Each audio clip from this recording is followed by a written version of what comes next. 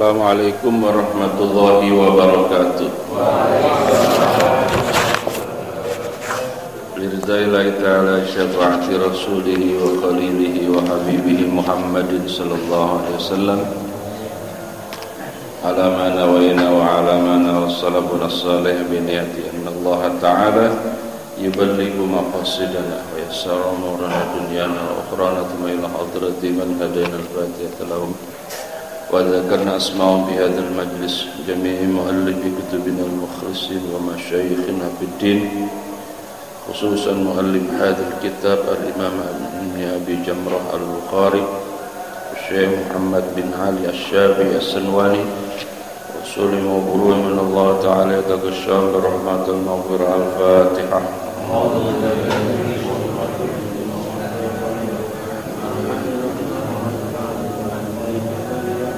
يا من عظيم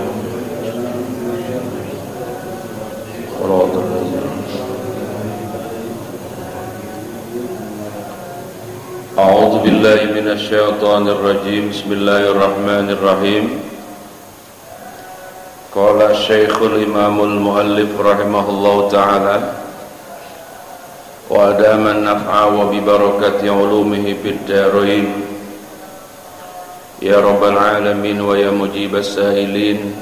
عن عبد الله ابن عباس. Hadis ke 77 diriwayatkan dari sahabat Abdullah bin Abbas. Apa annam ra'atan, naibul fa'ilnya ada di situ. Annam ra'atan ruwiya apa annam ra'atan, bahwasanya ada seorang wanita yaitu qalat, berkata, ya imra'ah, ya Rasulullah, wahai Rasul, inna faridatallahi, sesungguhnya kewajiban dari Allah, ala ibadihi, atas beberapa hambanya Allah,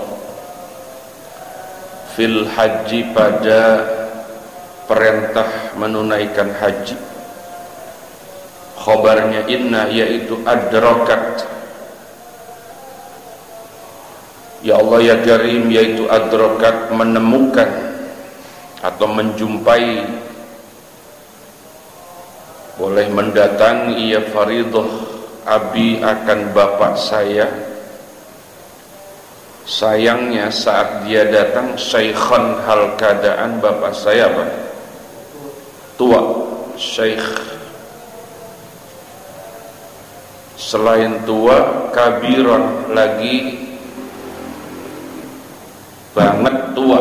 Syaikhan itu tua, kabiran banget tua, alias tua banget, tua renta.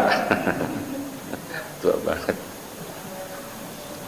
Apa kalimatnya itu Pak? Enggak jelas tulisan ini. La yasbutu, yang tidak dapat memungkinkan atau menetap siapa, abi ala rahilati, atas kendaraan, atas binatang tunggangan. Apa hujjah? Apakah boleh menghajikan aku, anhu, darinya, abi. Qala, menjawab siapa Rasul, na'am, nggih. Na'am mananya apa? Nggih. Apa nggih? Ya. Wa dzalika, adapun yang demikian itu, mazkur. Wa dzalika, adapun yang demikian itu, mazkur, ay min hadzal su'al, maksudnya pertanyaan itu terjadinya yaitu fi hajjatil wada'i, pada waktu haji wada. Rawahul Bukhari. Ini kayaknya sudah paham, ini tidak usah jelasin panjang lebar ya. Jadi ada seorang wanita tapi tidak disebut namanya siapa. Kalau nggak disebut namanya siapa, berarti namanya siapa? fulanah. Fulanah itu siapa? Kalau perempuan fulanah, kalau laki-laki fulan. Berarti si anu. Kalau kita bilangnya apa? Si anu. Kalau orang Arab fulan. Jadi kalau kita punya saudara nggak tahu binnya, bilang saja Bapak Anu bin Bapak Anu. Berarti apa itu? Ya Bapak Fulan bin Fulan. Ya, karena Anu itu menunjukkan apa? Atas sesuatu yang tidak dikenal. Ya tapi ya masa nggak kenal ya? Ini bapaknya siapa ini? Bapak Joko bin Anu.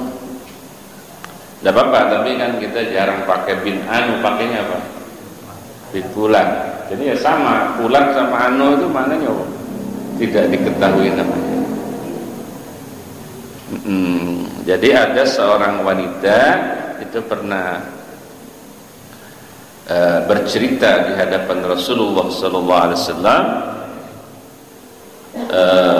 Jadi menyangkut bapaknya itu kondisinya sudah sangat tua di sini. La yasbutu ala rahilah, artinya dia memang, kalau cara zaman dulu kan belum ada pesawat ya, jadi kira-kira dari satu tempat menuju Mekah itu harus ya perjalanannya berhari-hari, dan itu hanya kendaraannya naik apa? Onta. Bagaimana itu kalau naik onta dengan kondisi yang jauh begitu kan? Artinya tegasnya ini, kalau kita lihat hadis ini, orang tua saya masih hidup tapi apa? Tidak mampu untuk berhaji. Jadi faridatallahi, jadi kewajiban yang Allah timpakan kepada si bapak itu justru datangnya ketika si bapak sudah sangat tua. Ya dulu waktu masih muda kewajiban itu belum datang. Bisa jadi memang ay wajaba alaihi al-hajju fi halis syuyukhah bi an aslama. Jadi si bapak itu memang statusnya mu'allaq, jadi masuk Islam sudah tua. Jadi kan wajib, orang tua wajib apa? Berangkat haji meskipun sudah renta. Tapi ketika ada hal yang menghalangi, misalnya tadi kendaraan dia tidak mampu sampai ke sana karena akan ada masyaqqah syadidah, akan mengalami kesulitan yang luar biasa, apakah boleh saya sebagai anak kandungnya ini menghajikan? Nah itu apa kata si wanita tadi? Apa hujju anhu, boleh nggak saya membadalkan haji untuk siapa? Bapak saya. Apa jawab Nabi? Naam. Naam itu berarti apa? Ya boleh. Apalagi sih orang tua kita sudah meninggal, itu lebih boleh lagi. Belum meninggal pun kalau situasi orang tua kita itu apa? Kayaknya nggak mungkin mampu, karena ya kondisi penyakitnya, kondisi fisiknya sudah sangat tidak mampu. Walaupun belum meninggal boleh dihajikan ya. Cuman yang menghajikan itu harus orang yang sudah berhaji. Kalau mau gratis ya kita jalanin sendiri yang sudah berhaji. Tapi kita kesono bayar ya.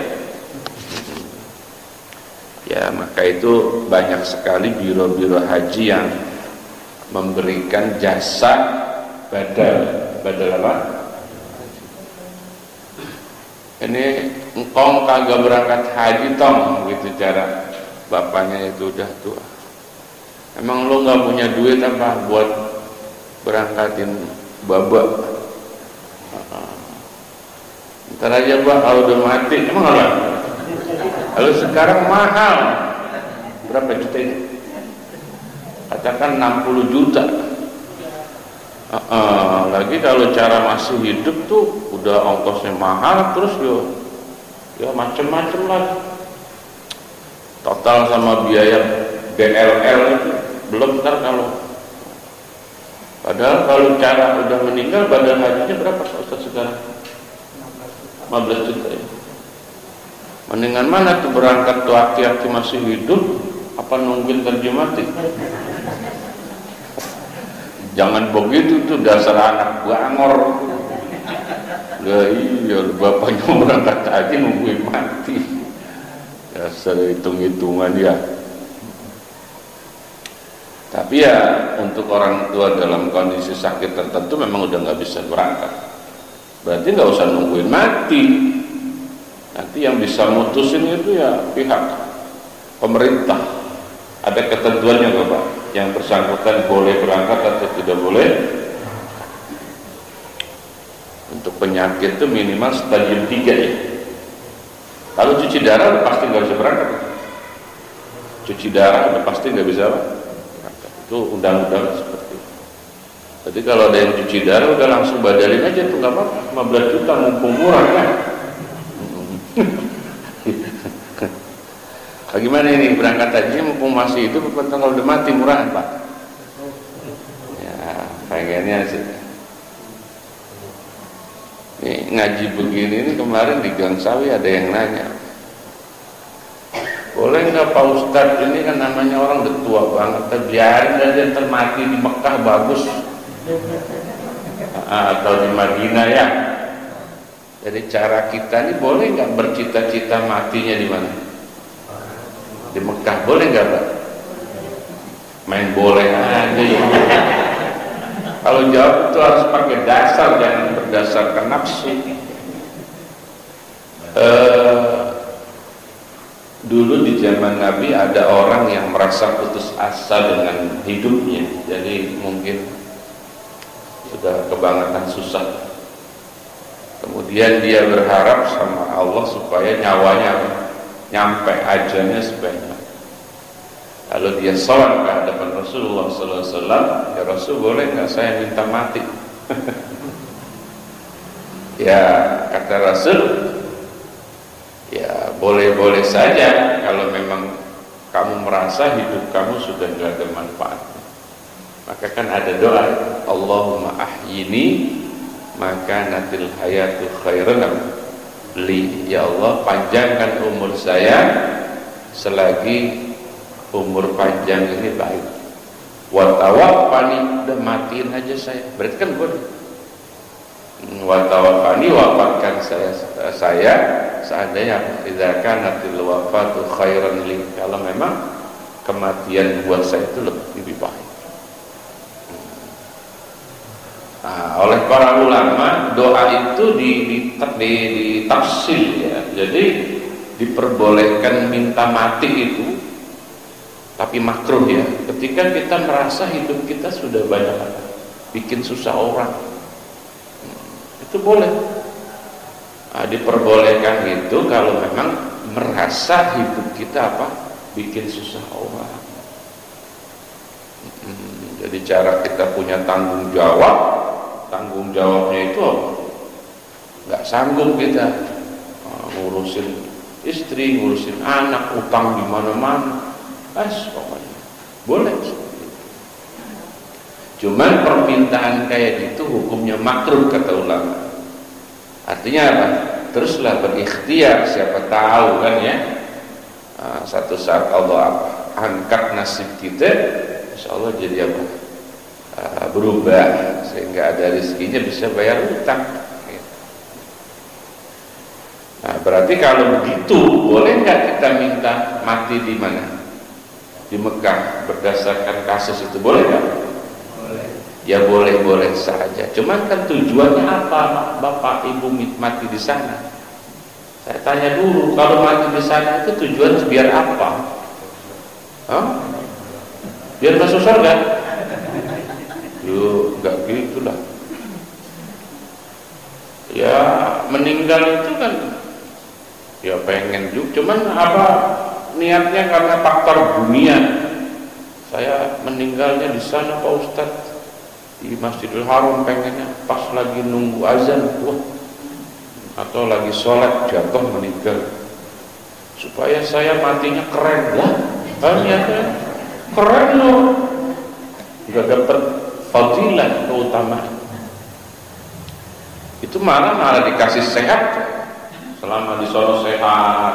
Nah, akhirnya pulang dari haji atau umroh baru sakit seminggu baru mati. Nah itu gitu.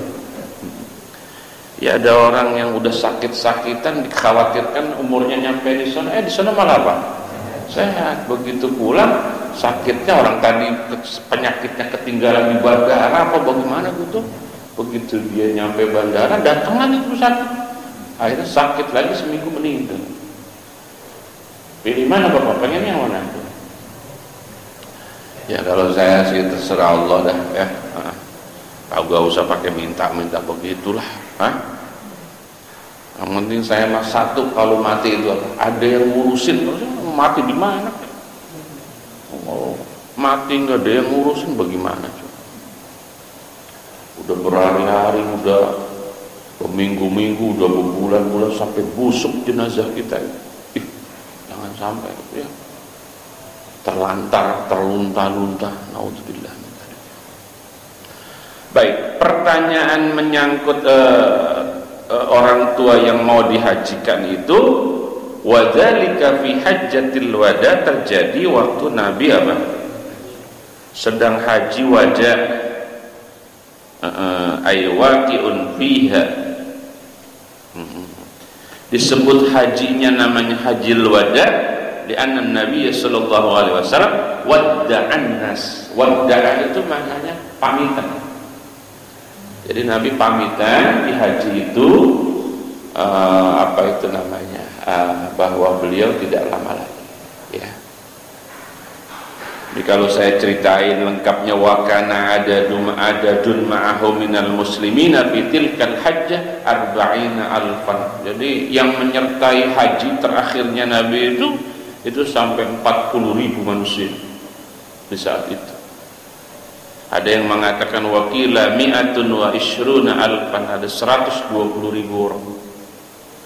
Wakila tis'una alfan, ada yang bilang 90.000. Wa kanatil waqfatu fiha al-jum'ata. Wukufnya di haji wada itu terjadi pada hari Jumat.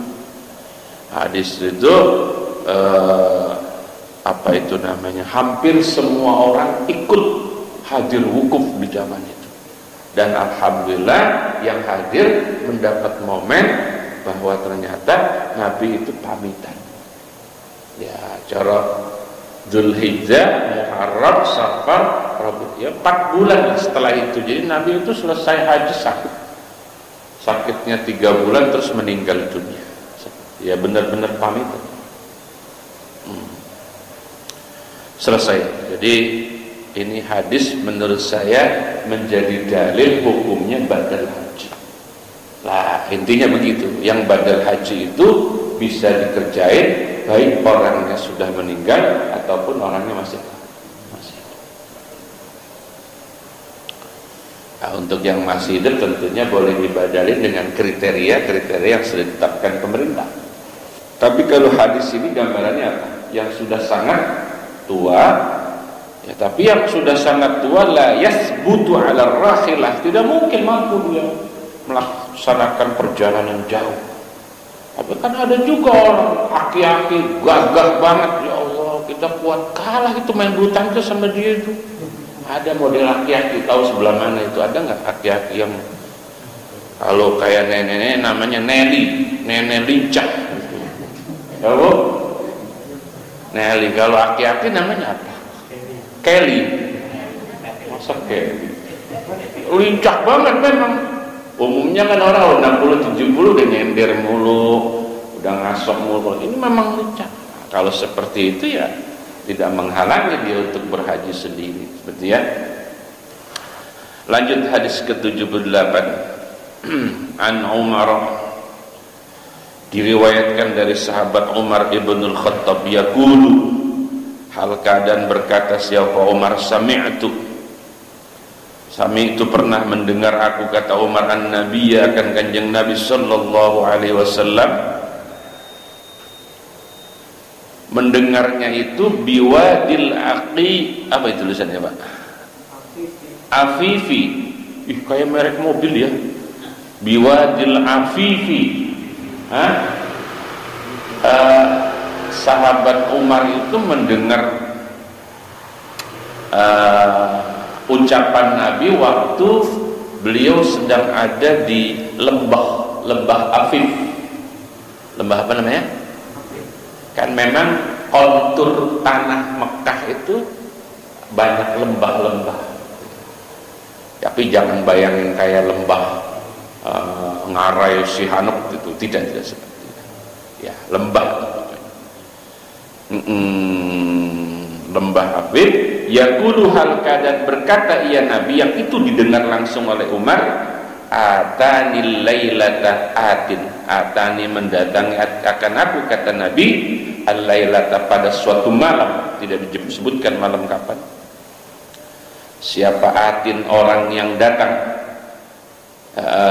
tapi yang datang tadi mir Rabbi, utusan dari Tuhanku. Berarti siapa? Atin. Lalu ke Jibril, ya utusannya apa? Allah datangnya kepada Nabi, berarti apa? Jibril. Maklum ini, atin min Rabbi berarti apa? Jibril. Faqala, saat di lembah itu atin atau Jibril itu ngomong, faqala sholli. Jadi Nabi disuruh apa? Salat.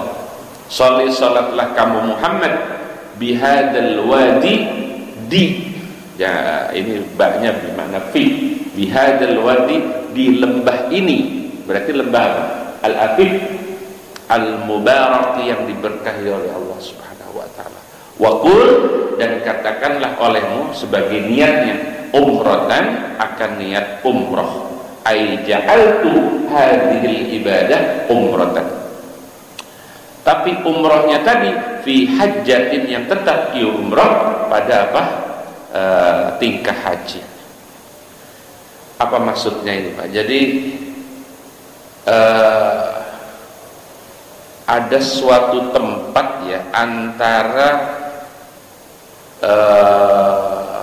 Madinah ya, Madinah dan Baqi ya di Madinah, tapi waktu itu kan belum seperti sekarang. Antara kota Madinah dengan Baqi itu ada suatu tempat namanya Al-Wadil Afif. Seperti itu. Kalau cara 1 mil itu berapa kilo Pak? Ayo Pak, bantu saya. 1 mil itu berapa kilo? 1,2 kilo. Betul ya? Berarti jarak antara kota Madinah dengan yang saya sebut tadi sebagai apa itu Baqi, itu jarak 4 mil. Berarti berapa? 6 ya, 6 kilo ya. Di situ ada lembah namanya Al-Wadil Afif. Pada saat di tempat itu, ini ceritanya Umar waktu mendengar Nabi apa itu didatangi oleh malaikat Jibril.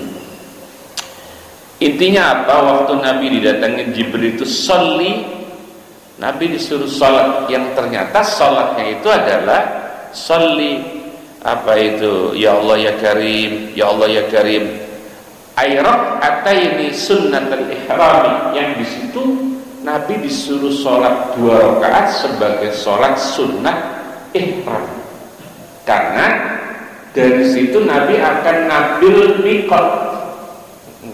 Nggak lama dari situ Nabi akan ngambil mikot. Nih saya mohon maaf ya, agak keluar dikit ya, ngomongin mikot ya.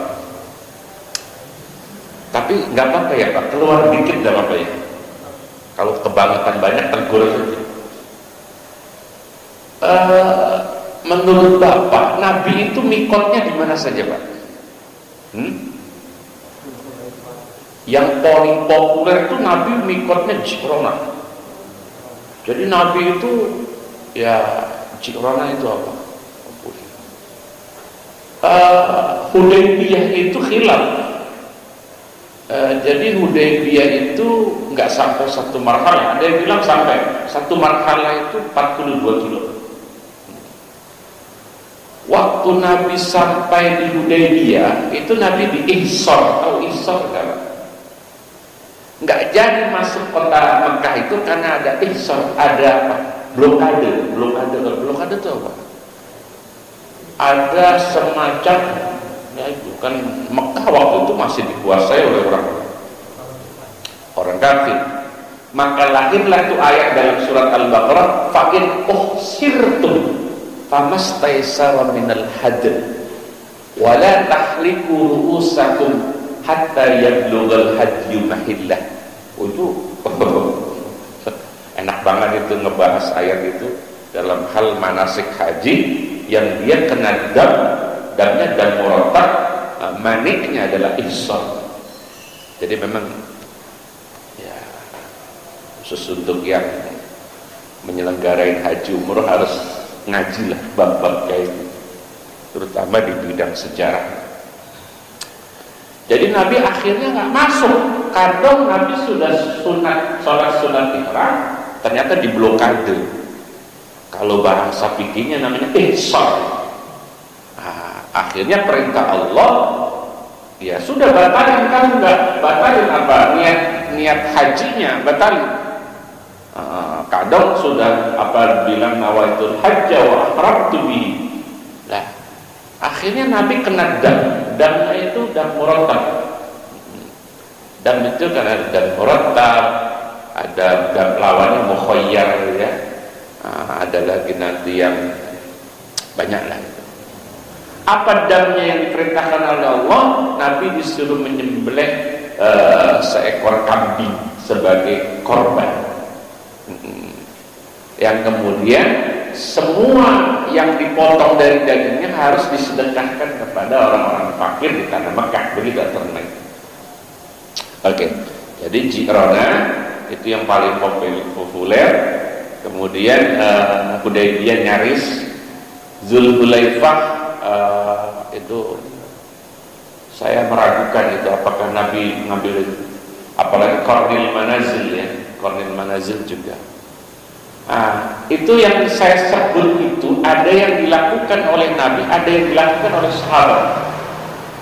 Seperti Tan'im ya, Tan'im itu bukan Nabi, tapi Nabi pernah suruh Aisyah untuk apa ngambil mikotnya dari Tan'im. Apalagi Yalamlam, karena Yalamlam kan jalurnya bukan jalur Nabi. Itu kan jalur orang yang dari Yaman atau kita, karena kita pesawat kita memang melintasi itu. Pertanyaannya begini, kalau Bapak itu mau berhaji atau umroh, mikotnya dari Yalamlam, dulu harus dari Yalamlam, tapi kan kita belum siap kan? Kecuali Bapak dari bandaranya sudah pakai apa? Kain ihram. Dan terus sholat sunat ihramnya di mana? Untungnya sunnah ya. Akhirnya ada kebijakan pemerintah, ulama dalam hal ini berpendapat kepada pendapatnya Ibnu Hajar Al-Haytami bahwa ternyata boleh sebagai penggantinya apa? Yalamlam itu ketika sampai di Jeddah. Maka rata-rata orang kita itu kalau yang hajinya haji ifrad bukan tamattu, atau kalau umrohnya ngambil paket Mekah dulu, dia mikotnya di mana? Di Jeddah. Sah nggak ngambil mikot di tempat yang Nabi nggak kerjain? Sah nggak Pak? Yuk, Bapak yang bilang sah itu berarti Bapak ahli bid'ah. Lah yang teriak maulid bid'ah, tahlil bid'ah, mikotnya dari Jeddah. Cuman dia nggak berasa kalau dia ahli bid'ah. Memang sudah rancu sekali. Maka ya orang teriak-teriak maulid tahlil bid'ah itu sebetulnya dia propaganda saja. Padahal dia pun ahli bid'ah sebetulnya. Makanya jangan coba-coba itu dia ngadepin saya, habis kelengar kalau ngadepin saya itu. Orang-orang Wahabi ngadepin saya pasti kelengar itu. Ya. Anda bilang tahlil bid'ah, maulid bid'ah, Anda yang ahli bid'ah, ngawur. Saya banyak itu, senjatanya banyak sekali. Ya, termasuk pakaian. Saya perhatikan ada fenomena sekarang orang doyan pakai gamis. Ini fenomena Pak. Dulu zaman aki-aki kita jarang ada orang pakai gamis. Saya perhatikan yang pakai gamis itu biasanya, maaf ya, itu dari kalangan orang-orang yang muhibbin dengan habaib. Ya kalau bicara habaib ya dari Yaman, tapi dari Arab satu. Terus belakangan ada kelompok orang-orang anak muda yang pakai gamis. Karena dia punya apa? Ta'limnya itu ngikut ta'lim yang berafiliasi kepada Wahabi Saudi, lagi-lagi Arab. Nah, cara saya mau ngejebak orang pakai gamis. Anda pakai gamis itu apa ada jadinya? Halo, itu pasti kelengernya ampun tuh orang.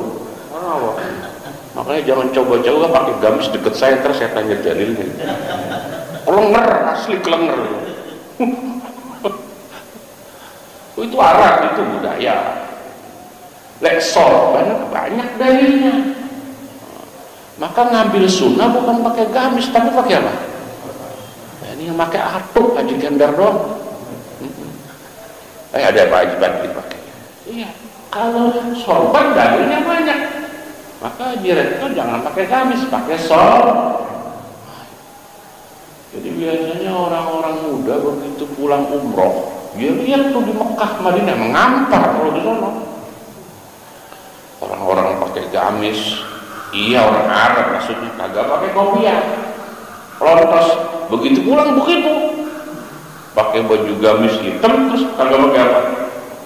Sholat langsung gini paling depan, ya Allah ini orang Arab, apa orang Bojong. Ini orang kita itu latah budaya tanpa ilmu. Loh, yang ada dalil sunnahnya dia nggak pakai, yang kagak ada dalil sunnahnya malah dia pakai. Coba, apa yuk? Pakai pikiran sehatnya. Mohon maaf ya, saya bukan usil. Ini orang salah kaprah belakangan. Dan pemainnya pasti itu. Circle yang ada bau-bau Arab lah pokoknya. Nah, kalau saya ya nggak pakai gamis. Pertama yang nggak pantas, aslinya nggak pantas saya. Saya juga nggak pakai sorban, berarti saya nggak dapat kesunahan. Tapi saya pakai baju berwarna putih. Nah, saya dapat kesunahan putihnya itu. Selamatlah saya. Nggak dapat sorban, tapi pakai baju putih. Nabi menyunatkan pakai baju putih. Nah, kali ini diborong semua majikan darpo. Udah bajunya putih, sorban lagi. Cuman nggak pakai siok ya. Kalau saya, saya ada. Lalu, jadi bicara sunnah itu saya gregetan sekali sama orang bilang ahli sunnah, nyunah dasmu. Kamu udah paham sunnah, yang teriak sunnah. Kalau ada yang macem-macem di Nurul Iman orang gitu seret aja ke rumah saya bikin pelenger nanti ya. Jangan takut, saya banyak senjata bikin orang kayak gitu kelenger. Apalagi yang teriak anti majalis paling gampang itu paling gampang sekali. Saya lihat fenomenanya anak-anak muda sekarang. Nah, orang tuanya kagak paham apa-apa. Wah, anak saya soleh banget Ustaz. Emang apa? Nah, itu pakai gamis dari copot-copot. Gila. Urusannya apa? Soleh sama gamis ya. Ini maaf nih, ini saya ngomong kayak gini ini bukan artinya benci, tidak. Saya tidak suka orang begitu pakai gamis, kesombongannya keluar, itu yang paling saya tidak suka. Seolah-olah dia ahli surga, itu yang saya tidak suka. Dan itu saya lihat prakteknya kayak gitu. Beda sama orang tua dulu, karena dia punya kesantunan, pakai baju batik. Kalaupun pakai baju putih, udah banyak bekas getah-getah pohon pisang, lihat. Terus pakai sarung juga pada bolong orang tua dulu. rata-rata rokoknya jinggo.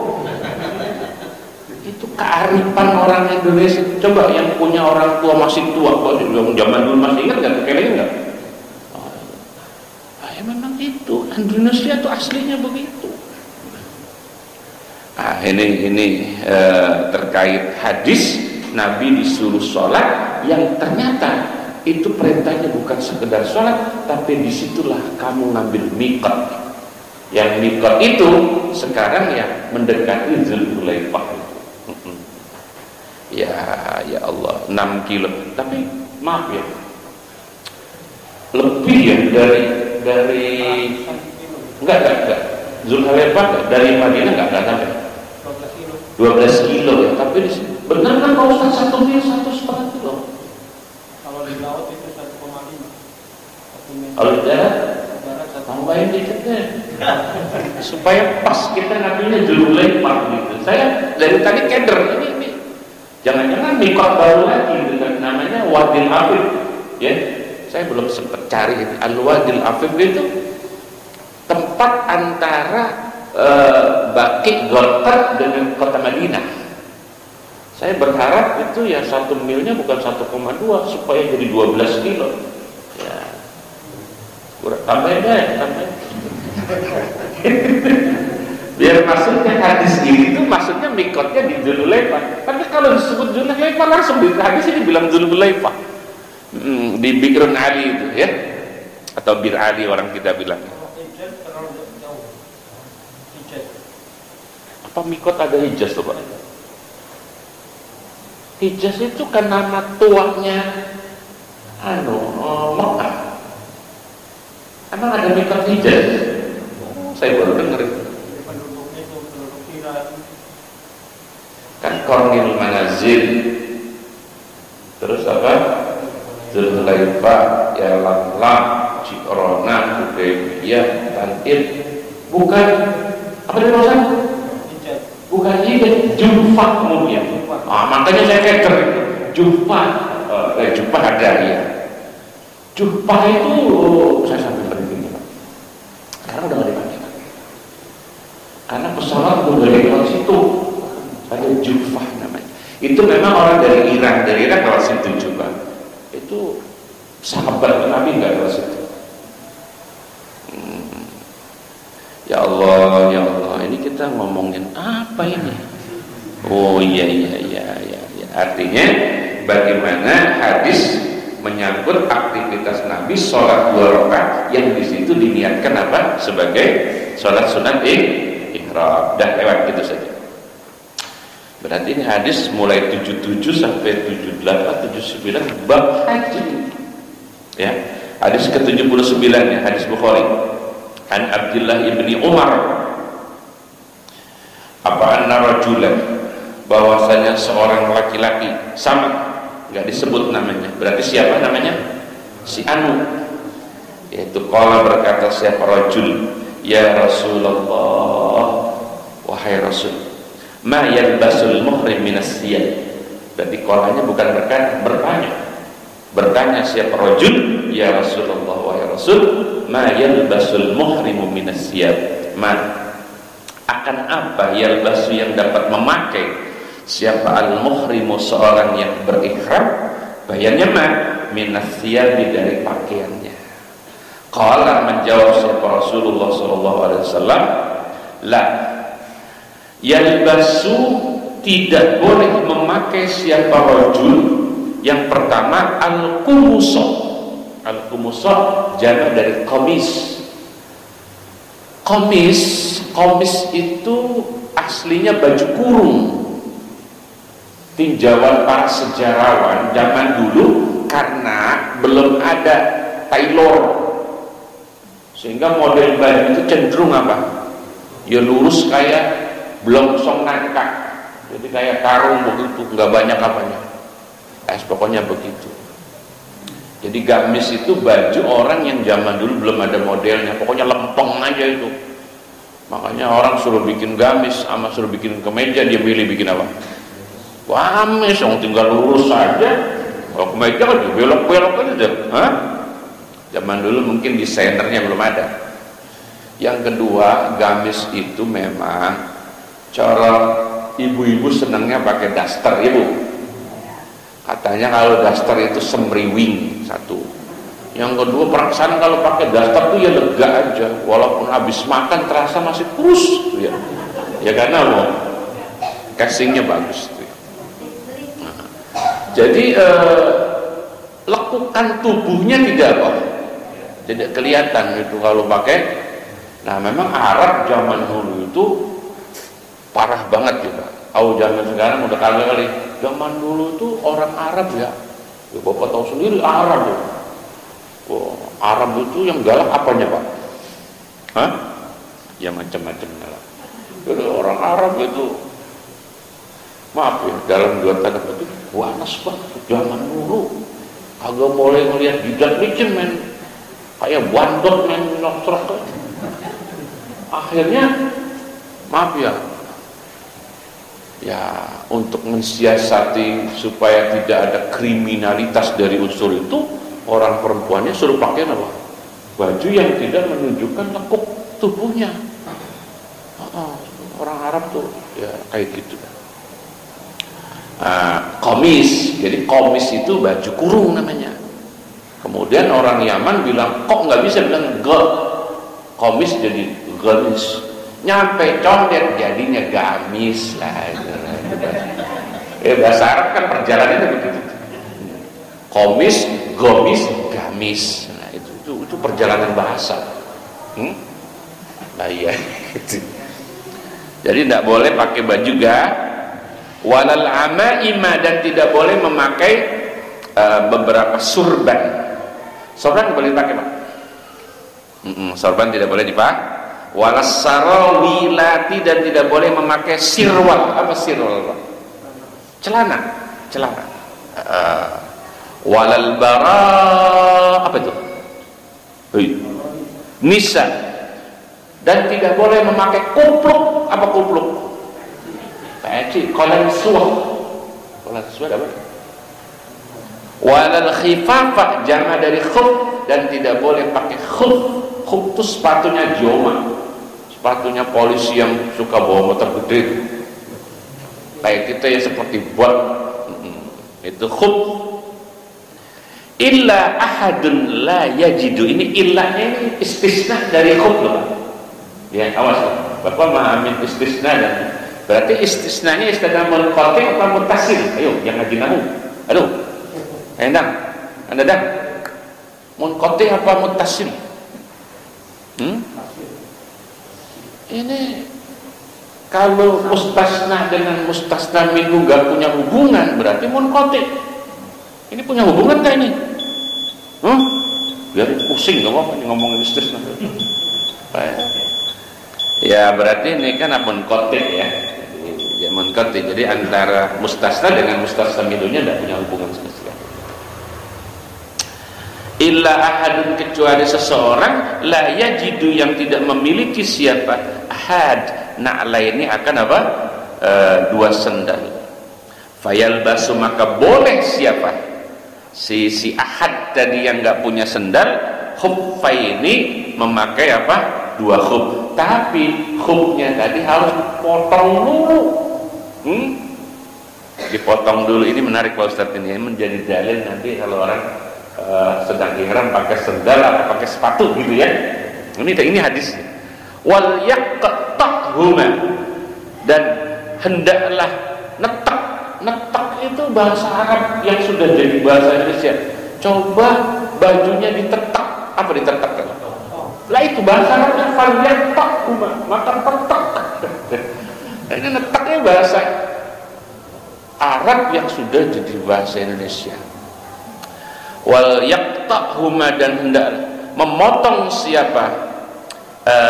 Si ahad tadi akan, ya Allah ya Karim, khuffaini, tapi yang ditetak asfala, akan bagian bawahnya, mulai dari mana Pak Ustaz? Minal ka'baini, dari dua polo. Polo itu yang ngejendol di apa kita sebutnya?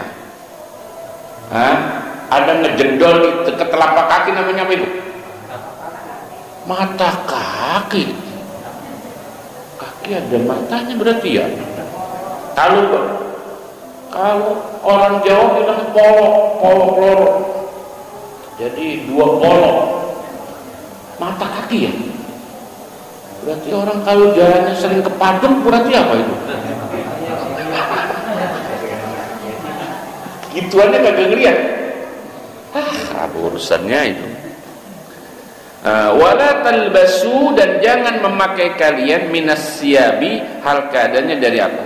Pakaian, syai'an akan sesuatu. Ini larangan yang kedua berarti ya. Yang pakaian itu masahu penting, masahu yang telah mengenai akan syai'an apa? Za'faranun, lengoh minyak za'faran, aw warsun, saya belum sempat lihat minyak warsun. Ini larangan memakai pakaian selama ihram.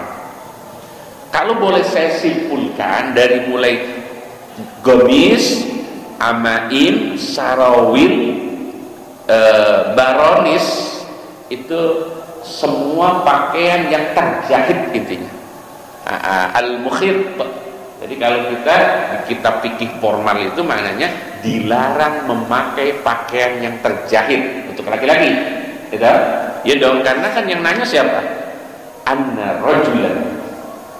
Nanti kalau untuk perempuan ya nih. Jadi tidak boleh memakai pakaian yang terjahit. Seperti apa? Ya baju gamis. Tapi di hadis ini nggak ada baju batik ya Pak Ustaz. Iya, orang ini hadisnya di Arab nggak ada baju batik lah. Ada. Biar paham sejarah Pak. Dan biar saya walaupun belum pernah ke Arab lah, tapi budaya Arab agak hafal lah saya. Ya karena kitab-kitab saya rata-rata 95% kitab saya itu kitab Arab. Jadi boleh jadi saya agak tahu. Orang Arab itu ya Allah kalau udah marah Pak, sumpah serapannya saya hafal tuh, sumpah serapannya orang Arab. Saya kalau kesel sama orang, saya marahnya pakai bahasa Arab Pak, biar nggak tersinggung deh.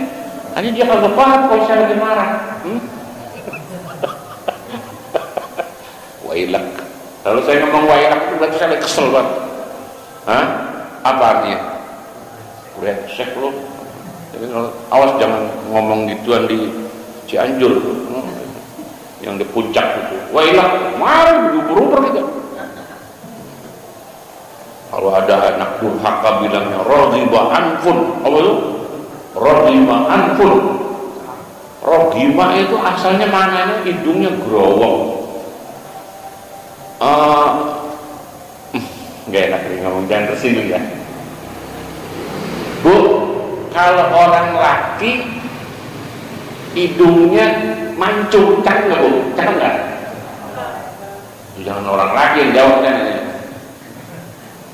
Kalau orang laki hidungnya pesek, cakep nggak Bu? Ibu-ibu. Jadi kalau hidung mancung itu artinya apa? Cakep, ganteng ya. Kalau hidungnya blesek, kurang ya. Kurang. Berarti kurang ganteng gitu ya. Tapi kalau hidungnya growong, tahu growong? Bukan bolong, kalau hidung bolong. Growong itu kayak film-film setan itu. Growong, kelihatan tulangnya doang, dagingnya pada nggak ada. Itu ganteng apa kurang ganteng? Menjijikan. Kalau bahasa aslinya raghima anfun mananya growong hidungnya. Orang Arab itu sumpah serapannya bilang begitu, raghima anfun, cilaka sekali. Summa raghima anfun, summa raghiba anfu man yudriku abawaihi indal kibar ahaduhuma aw kilaihima walam yadkhulil jannah. Itu hadisnya hadis Muslim tuh.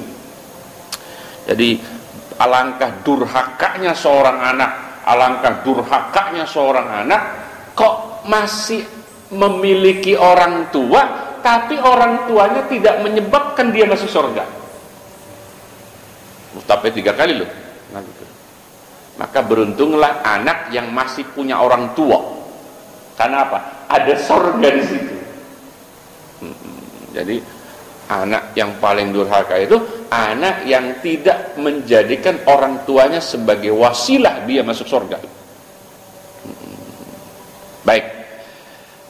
Kemudian yang nggak boleh lagi adalah khuf. Khuf itu berarti model sepatu, batasan kalau hadis ini yang menutupi mata kaki. Berarti kalau kita ihram, Pak, pakai slop boleh nggak? Boleh. Yang tidak boleh itu yang menutupi mata kaki. Kalau menutupi jempol tidak apa-apa. Itu batasan apa itu namanya? Mengenai alas kaki. Ya. Walaupun dia terjahit, tapi dia pengecualian. Sepatu boleh nggak Pak Ustadz? Boleh, selagi tidak menutupi apa? Mata kaki. Cuman nyari sepatu yang nggak menutupi mata kaki ada nggak Pak? Kalaupun ada kita khawatir antara nutupin separuh atau tidak gitu ya.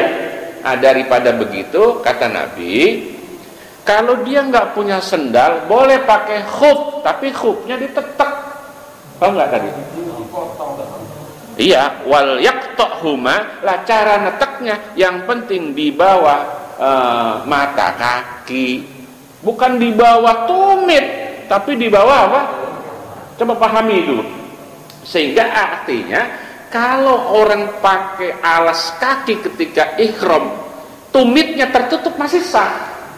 Yang penting mata kakinya yang tidak boleh apa? Ini berdasarkan hadis Bukhari.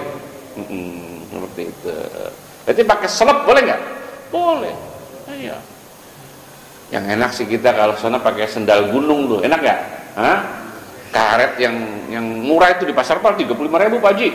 Ya beli pakai itu aja enak lah. Dan niatin siap hilang. Kadang-kadang yo. Saya punya teman itu ya, barang-barang ke sana itu setiap ke Madinah hilang tuh anunya, sendalnya itu. Sampai pernah dia taruh yang sebelah kanan di pintu sebelah sono, yang kiri di sebelah sono hilang juga. Loh, nggak tahu. Loh, Pak, nyeker Pak. Sendal saya ke langit. Saking udah capeknya itu sampai 3 kali itu. Lah saya dari rumah itu sendal bisa pulang lagi loh, bayangin Pak. Karena dari rumah saya udah niat apa? Siap hilang. Cadangannya ada, tapi nggak kepake malah cadangannya. Ya Allah, mau sendal saya pulang bekas saya pakai sana, mau nggak? Masih saya simpen tuh, kenang-kenang. Saya udah mental-mental pasti balik lagi tuh sendal. Apa mungkin tergantung hatinya kali ya, maksudnya. Jadi kalau kita ke sana itu ya, jadi ya saya ngobrol sama petugas sana itu ya. Ini tidak hilang. Ya tidak hilang artinya ada orang kayak di masjid kita gitu. Oh, ambillah yang baik, tinggalkan yang buruk. Ngamalin hadis tuh. Akhirnya harus sendal. Ustaz yang baik. Ambillah yang baik, tinggalkan yang buruk. Bukan itu kalau di Mekah Madinah itu. Tapi apa? Lebih kepada berantakannya, akhirnya diserong sama petugas yang baju hijau, baju abu-abu itu. Diserong. Nah itu makanya kan kita kan ke sana pada bawa kantong gitu. Bukan hilang, bukan. Lagi orang sana emang doyan sendal beli pasar Pal. Kagak doyan. Yang mahalan dia bajunya. Hadis ke-80 termasuk larangan ya menyangkut apapun dari pakaian kita yang terkena wangi-wangian. Ini yang terakhir saya rada bingung Pak. Kalau yang paham fikih saya, yang tidak boleh itu saat sudah ihram, itu yang nggak boleh. Tapi kalau sebelumnya dia sebelum ihram pakai wangi-wangian, itu boleh, tidak ada masalah. Yang akhirnya bajunya itu pas dia pakai ada aroma wanginya. Nah, tapi memang mayoritas ulama mengatakan kalau cara mau pakai wangi-wangian jangan di baju ihram, tapi di mana? Di badan. Lah problemnya kita pakai wangi-wangian di badan kan nanti berdampak kepada apakah itu boleh? Boleh kalau sebatas itu. Tapi nggak usah lah pak kita wangi-wangian, kita itu lagi gladi bersih. Jadi kalau sudah pakai baju ihram itu kita lagi gladi bersih, masuk liang kubur, ada ya, latihan bahwa kita mau masuk ke liang kubur, pakaiannya hanya pakaian putih. Ya Allah, wallahu a'lam.